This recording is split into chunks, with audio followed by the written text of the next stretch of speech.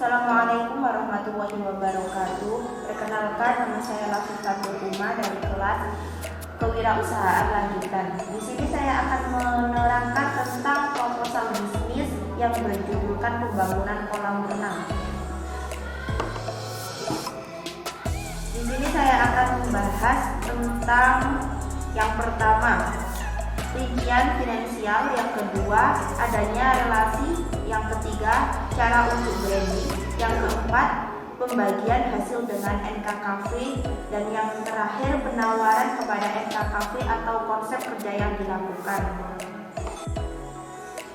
Di sini saya akan membahas tentang rincian finansial.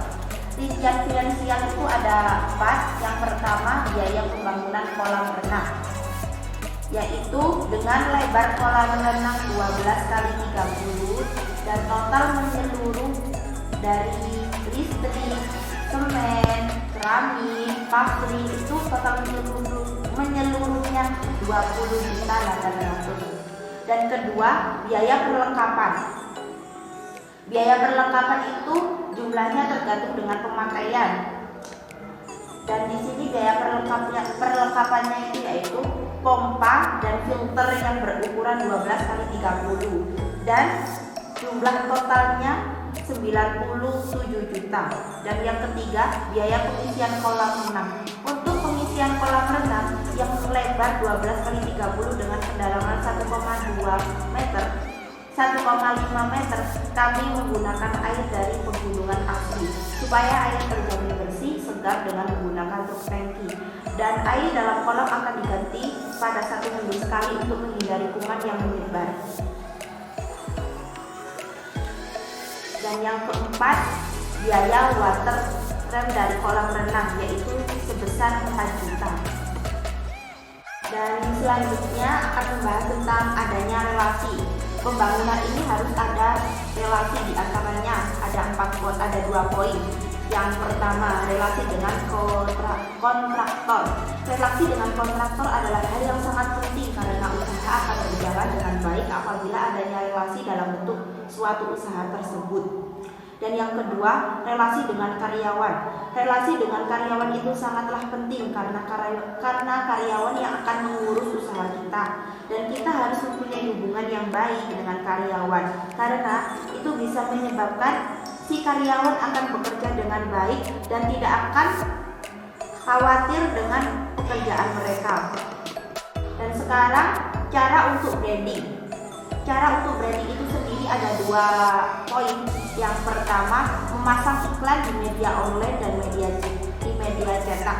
Pada zaman sekarang, media online maupun media cetak sangat menguntungkan bagi suatu usahawan karena media ini bisa mencakup target pasar yang kita inginkan. Dan poin yang kedua, menggunakan jasa influencer.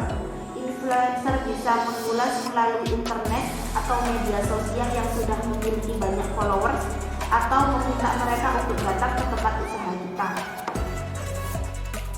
Dan sekarang, pembagian hasil dengan NKKV. Cara pembagian hasil dengan NKKV yaitu bila satu hari ada sekitar 400 pengunjung kolam renang dengan harga tiket masuk 20.000, maka omset yang didapat sebesar 8 juta.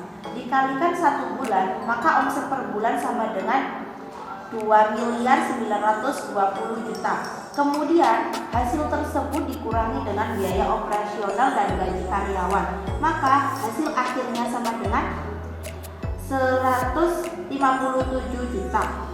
Hasil tersebut kemudian akan diganti 50% pada NKKV. Jadi masing-masing mendapatkan sebesar 552.400.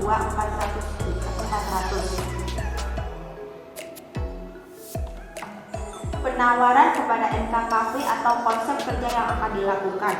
Konsep kerjasama yang ingin kami lakukan dengan NKKV adalah joint venture atau bisa disebut patungan.